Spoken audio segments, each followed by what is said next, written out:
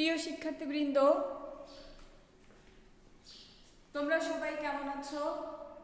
Facebook live ক্লাসে তোমাদের স্বাগতম। আমি তোমাদের মেন্ডেলের সূত্র এবং ব্যতিক্রম সমূহ নিয়ে পড়াচ্ছি একাদশ অধ্যায়ের জিন তত্ত্ব থেকে।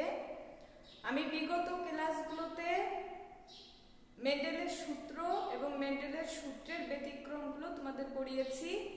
আশা করি তোমরা সবাই পড়েছো। আজ আমি পড়াবো আলাদা একটা টপিক, পলিজেনিক ইনহেরিটেন্স। তোমরা জানো যে মেন্ডেলের সূত্র মতো হচ্ছে একটি নির্দিষ্ট বৈশিষ্ট্যের জন্য নির্দিষ্ট জিন কাজ করে, অর্থাৎ নির্দিষ্ট জিনের কার্যকারিতায় একটি নির্দিষ্ট বৈশিষ্ট্য প্রকাশিত হয়। কিন্তু পরবর্তীতে অন্যান্য বিজ্ঞানীরা আবিষ্কার করেছেন যে ভিন্ন ভিন্ন লোকাসে অবস্থিত একাধিক নন অ্যালিল জিন একত্রিত হয়ে একটি বৈশিষ্ট্য প্রকাশ করতে পারে। এই একাধিক জিন যে একত্রিত হয়ে বৈশিষ্ট্য প্রকাশ করে, সেই বৈশিষ্ট্য প্রকাশকে বলা হচ্ছে পলিজেনিক ইনহেরিটেন্স। তো তোমাদের পরীক্ষায় প্রশ্ন হতে পারে পলিজিন কি বা পলিজেনিক ইনহেরিটেন্স বলতে কি বোঝো? তো পলিজিন হচ্ছে ভিন্ন ভিন্ন লোকাসে অবস্থিত নন অ্যালিলিক জিনের একটি গ্রুপ সম্মিলিতভাবে যখন কোনো জীবের পরিমাণগত বৈশিষ্ট্য, এখানে একটা জিনিস লক্ষ্য করো যে শব্দটা আসতেছে পরিমাণগত বৈশিষ্ট্য। পরিমাণগত বৈশিষ্ট্য আর হচ্ছে পলিজিন।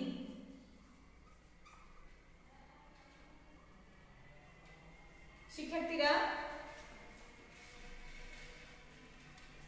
মেন্ডেলের প্রথম ও দ্বিতীয় সূত্রে আমরা দেখেছি যে নির্দিষ্ট জিন নির্দিষ্ট বৈশিষ্ট্য প্রকাশ করে। যেমন লম্বা বৈশিষ্ট্যের জন্য আমরা দেখেছি যে টিটি জিনোটাইপ, আবার গোলাকার হলুদ RRYY। কিন্তু পলিজিনের ক্ষেত্রে বলা হচ্ছে যে ভিন্ন ভিন্ন লোকাসে অবস্থিত।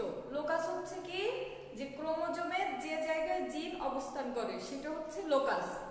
তো ভিন্ন ভিন্ন লোকাসে অবস্থিত নন অ্যালিলিক জিনের একটি গ্রুপ যখন সম্মিলিতভাবে কোন জীবের পরিমাণগত বৈশিষ্ট্য প্রকাশ করে, সেই সব জিনকে বলা হচ্ছে পলিজিন।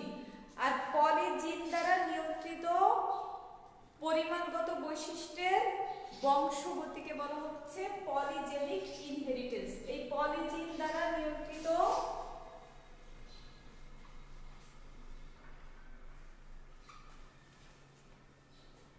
পরিমাণগত বৈশিষ্ট্যের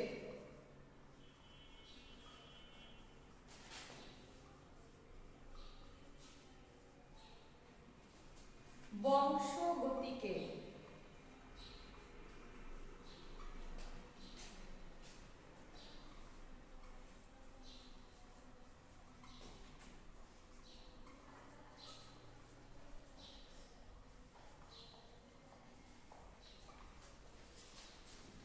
শিক্ষার্থীরা লক্ষ্য করো যে মেন্ডেলের সূত্র, মেন্ডেল যে সূত্রগুলো আবিষ্কার করেছিলেন সেখানেও আলোচনার বিষয় ছিল কি, বংশগতির বৈশিষ্ট্য, মানে বংশগতভাবে বৈশিষ্ট্য কিভাবে পিতামাতার দেহ থেকে সন্তানের দেহে সঞ্চারিত হয়। তো এখানে পলিজিন দ্বারা নিয়ন্ত্রিত পরিমাণগত বৈশিষ্ট্যের বংশগতিকে বলা হচ্ছে পলিজেনিক ইনহেরিটেন্স। অর্থাৎ পলিজেনিক ইনহেরিটেন্সও বংশগতিবিদ্যার অন্তর্ভুক্ত আলোচনার একটা বিষয়। তো মেন্ডেলের প্রথম সূত্র, দ্বিতীয় সূত্র এবং এর ব্যতিক্রমগুলো থেকে এইটা একটু আলাদা। এখন এই আলাদাগুলো আমরা কিভাবে মনে রাখবো? ডিফারেন্সগুলো মনে রাখতে হবে হচ্ছে অনুপাত। এক একটা সূত্রের বা সূত্রের ব্যতিক্রমের অনুপাত বা মেন্ডেলের পলিজেনিক ইনহেরিটেন্সেরও অনুপাত আছে। পলিজেনিক ইনহেরিটেন্সের অনুপাত হচ্ছে একটু বেশি। এই অনুপাতটা হচ্ছে 1:4:6:4:1 সমান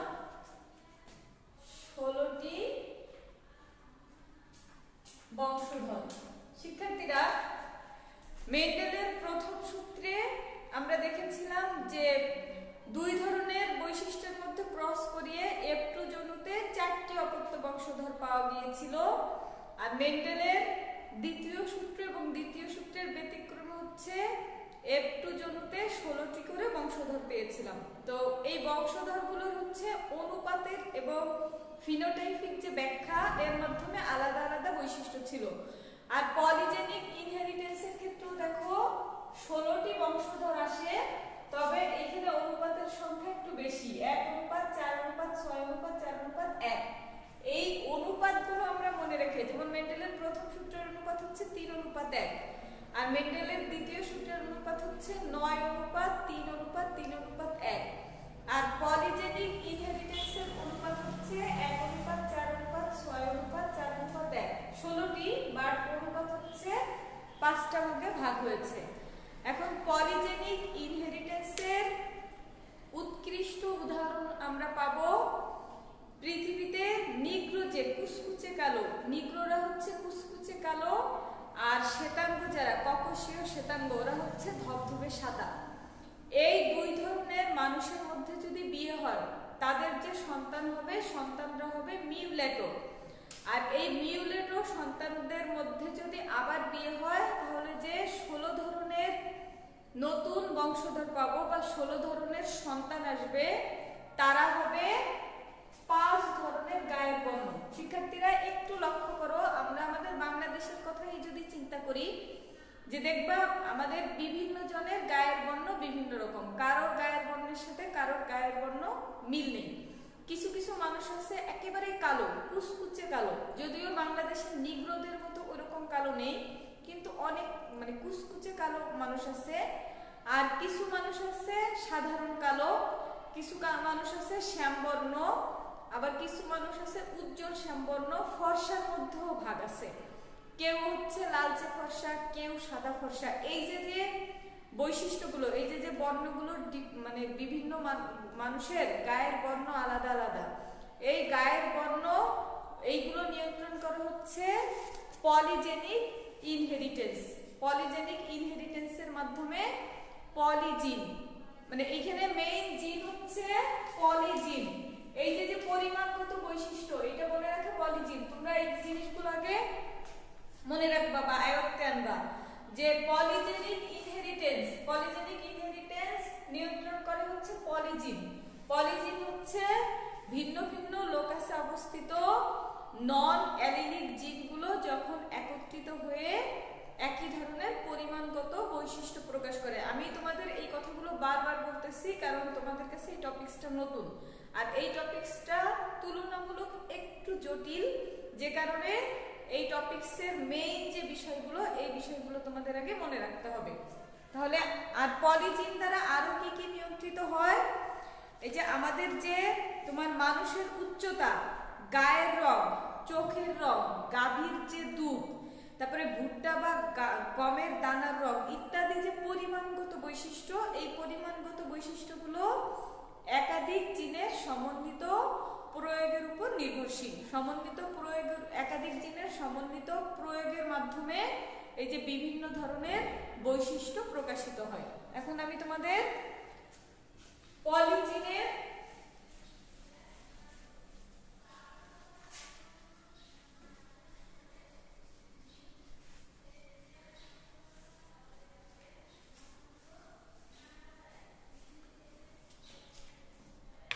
শিক্ষার্থীরা তোমরা কি দেখতে পাচ্ছ?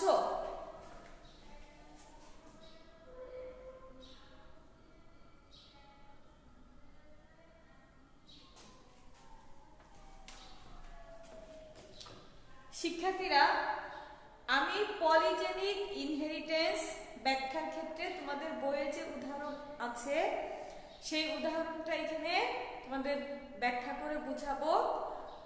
পলিজেনিক ইনহেরিটেন্স ব্যাখ্যা করার জন্য হচ্ছে তোমার নিগ্রো এবং শ্বেতাঙ্গ মানুষের মধ্যে ক্রস করানো হয়েছিল, অর্থাৎ একজন নিগ্রো ও একজন শ্বেতাঙ্গ মানুষের বিয়ে হলে তাদের যে সন্তান হবে তারা সবাই হবে মিউলেটো। মিউলেটো হচ্ছে কুচকুচে কালো না আবার সাদাও না, মাঝামাঝি যে বর্ণ সেই বর্ণ হবে। তো শিক্ষার্থীরা খেয়াল করো যে পলিজেনিক ইনহেরিটেন্সের জিনতাত্ত্বিক ব্যাখ্যা। পিতামাতা হচ্ছে নিগ্রো, নিগ্রো ধরে নাও, নিগ্রো হচ্ছে পিতা আর শ্বেতাঙ্গ হচ্ছে মাতা। এখন এদের যে জিন, এদের জিনের মধ্যে হচ্ছে তোমার একাধিক জিন থাকবে, বিয়ন বিয়ন B2 B2।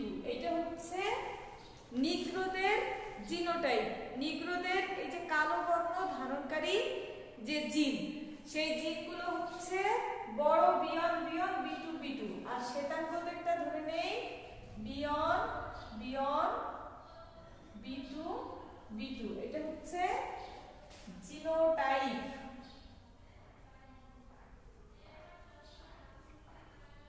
এখন গ্যামেট, গ্যামেট হচ্ছে এখানে গ্যামেট আসবে হচ্ছে B on B2 B on B2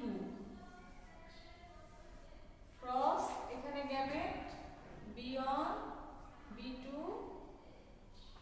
B on B2।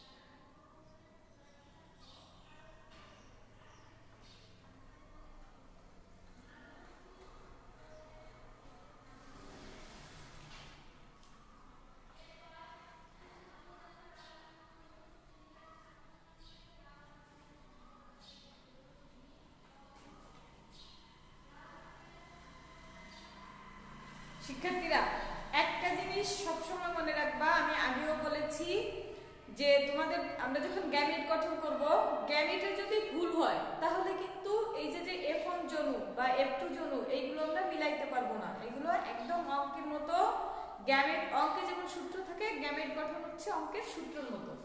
যা হোক, এখানে দেখো তোমার নিগ্রোদের জিনগুলো ছিল বড় বিয়ন বিয়ন B2 B2 আর শ্বেতাঙ্গ ছোট বিয়ন বিয়ন B2 B2। এখন দুই ধরনের গ্যামেট পেয়েছি, এখানে দুই ধরনের গ্যামেট, এখানে দুই ধরনের গ্যামেট, কিন্তু গ্যামেটগুলো মিলে যখন F1 জনু হলো, F1 জনুতে যতগুলো সন্তান হলো সব সন্তান হচ্ছে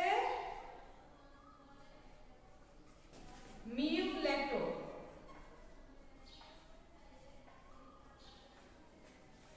মিউলেটো হচ্ছে মাঝারি বর্ণ, অর্থাৎ একজন নিগ্রো এবং একজন শ্বেতাঙ্গের মধ্যে বিয়ে হলে তাদের যে সন্তানরা হবে, সন্তানরা কেউই নিগ্রো বা শ্বেতাঙ্গের গায়ের বর্ণ পাবে না। এরা হচ্ছে দুইজনের, দুই নিগ্রো এবং শ্বেতাঙ্গের জিন মিলে এই জিনগুলো সম্মিলিতভাবে পলিজিন হয়ে বংশগতভাবে পলিজেনিক ইনহেরিটেন্স প্রকাশ করবে, অর্থাৎ সব সন্তান কি হবে মিউলেটো। পরবর্তীতে যখন এই মিউলেটো মানুষের মধ্যে বিয়ে হবে, মিউলেটো মানে আপন ভাই বোন না, অন্য কোনো মিউলেটো মানুষের মধ্যে যখন বিয়ে হবে, তখন আমরা যদি 16 জন সন্তানের অনুপাত ক্যালকুলেশন করি, 16 জন সন্তানের অনুপাতে আমরা 5 ধরনের গায়ের বর্ণ পাবো।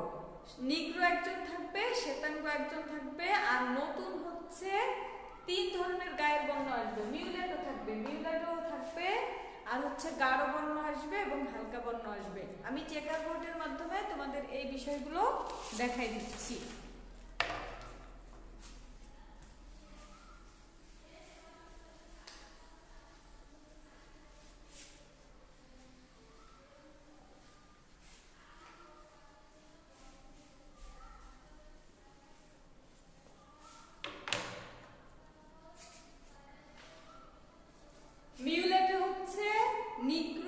শ্বেতাঙ্গের মাঝামাঝি বর্ণ। এখন দুইজন মিউলেটের মধ্যে যখন আবার বিয়ে হবে, তখন দেখো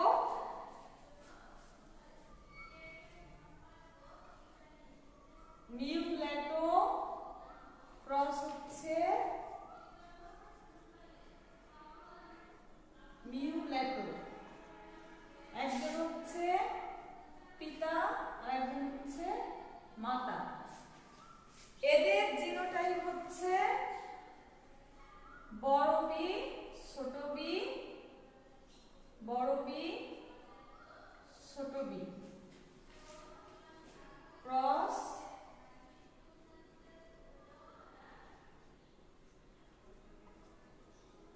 এটা হচ্ছে জিনোটাইপ।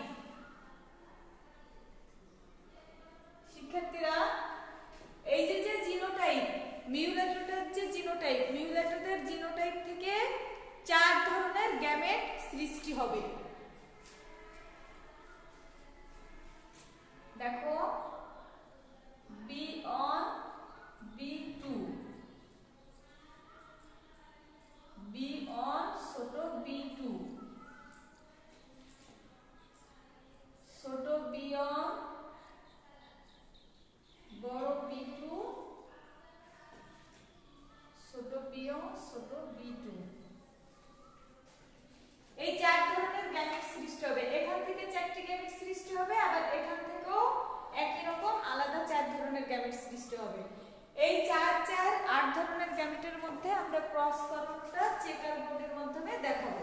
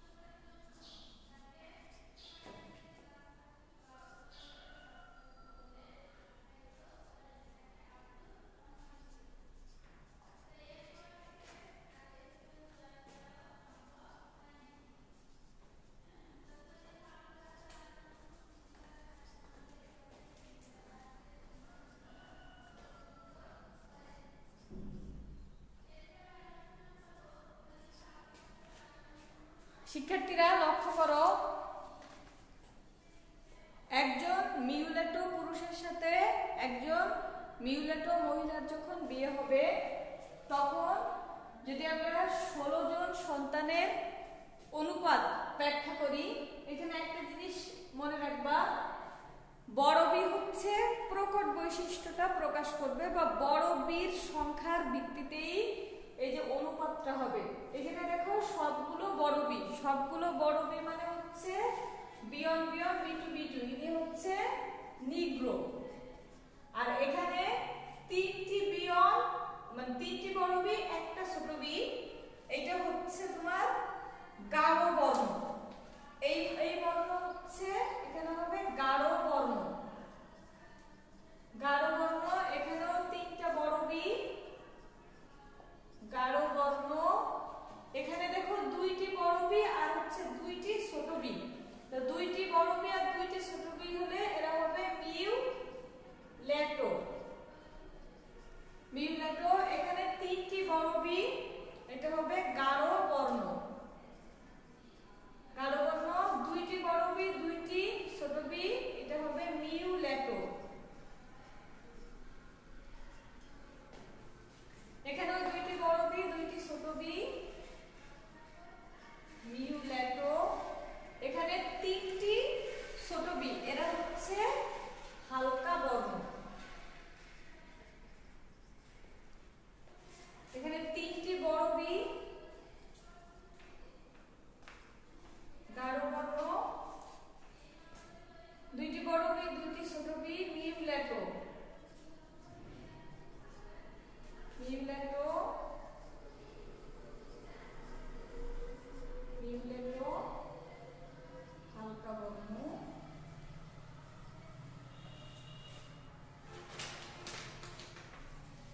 এটা হচ্ছে মিউলেটো।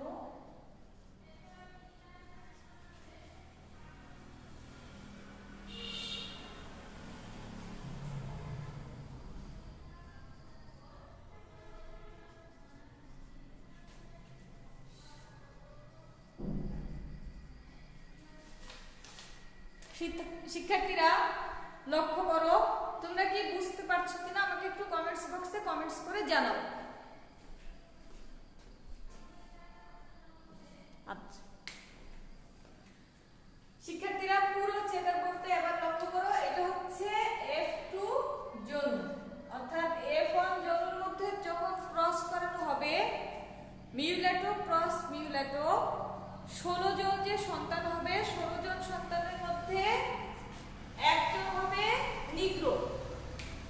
নিগ্রো যারা, তাদের সবগুলো হচ্ছে বড় বি, যে জিনোটাইপিক বৈশিষ্ট্য, চারটি হচ্ছে বড় বি, যাদের একটি ছোট বি, তিনটি বড় বি আর একটি ছোট বি, এরকম আছে হচ্ছে দেখো 4 জন, একজন দুইজন তিনজন চারজন। এই চারজনের মধ্যে B1 বা B2 টা আমরা লক্ষ্য করব না, আমরা লক্ষ্য করব কয়টি বড় বি আছে আর কয়টি ছোট বি আছে।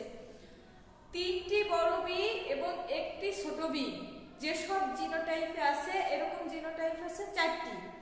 এই 4টি জিনোটাইপ হচ্ছে গাঢ় বর্ণ, অর্থাৎ এরা নিগ্রোদের মতো এত বেশি কালো না, কিন্তু গাঢ় কালো।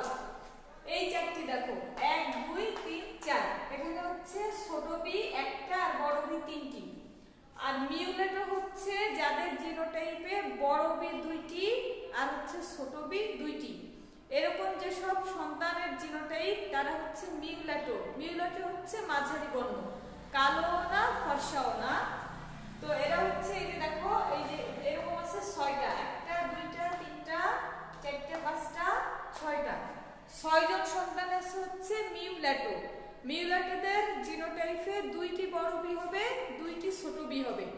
B1 বা B2 আমরা আইডেন্টিফাই করব না, আমরা মেইনলি আইডেন্টিফাই করব হচ্ছে বড় বি আর ছোট বি। আর হালকা বর্ণ মানে যারা ফর্সা না কিন্তু ফর্সার অনেক কাছাকাছি, এরকম সংখ্যা হচ্ছে 4টি। এই হালকা বর্ণ যারা, তাদের ক্ষেত্রে দেখো বড় বি একটি আর ছোট বি হচ্ছে 3টি। এই যে একটা হালকা বর্ণ, তারপরে এখানে এই যে 2 জন হালকা বর্ণ, 3 জন হালকা বর্ণ, 4 জন, 1 জন 2 জন 3 জন 4 জন। এই 4 জনের ক্ষেত্রে দেখো বড় বি আছে একটা আর ছোট বি আছে 3টি। এখানে বড় বি বি তিনটি, এরকম যারা বড় বিটা যেখানেই থাকুক, B1 বা B2 যাই হোক না কেন, আমাদের মেইন মনে রাখতে হবে হচ্ছে বড় বি যদি একটা হয় আর ছোট বি যদি তিনটি হয় তারা হবে হালকা বর্ণ, অর্থাৎ শ্বেতাঙ্গের খুব কাছাকাছি কিন্তু পুরোপুরি শ্বেতাঙ্গ না। আর একদম পুরোপুরি শ্বেতাঙ্গ হচ্ছে যাদের চারটি জিনই হচ্ছে ছোট বি। তাহলে আমরা শিক্ষার্থীরা লক্ষ্য করো, এখানে আমরা মোট 5 ধরনের ই পেলাম। B1,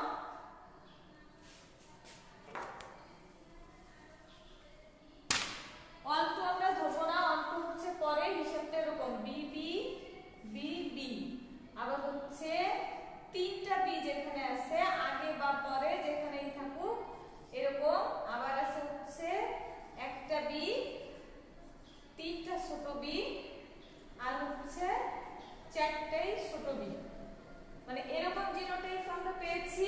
ও আরেকটা জিনোটাইপ পেয়েছি হচ্ছে দুইটা বড় বি আর হচ্ছে দুইটা ছোট বি।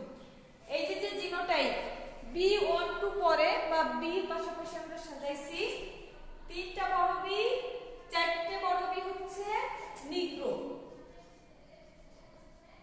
আর তিনটা বড় বি একটা ছোট বি হচ্ছে গাঢ় বর্ণ। গাঢ় বর্ণ। আর এখানে আমার একটু লেখা উল্টা হয়ে গেছে, আমি এখানে ঠিক করে নেই।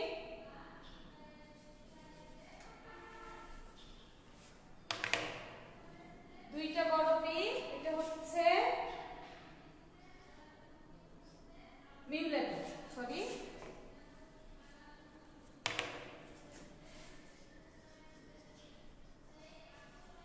মিউলেটো, আর একটা বড় বি, তিনটা ছোট বি হচ্ছে হালকা বর্ণ, আর চারটে বড় বি এরা হচ্ছে শ্বেতাঙ্গ। অনুপাত অনুপাত হচ্ছে 1:4:6 4:1।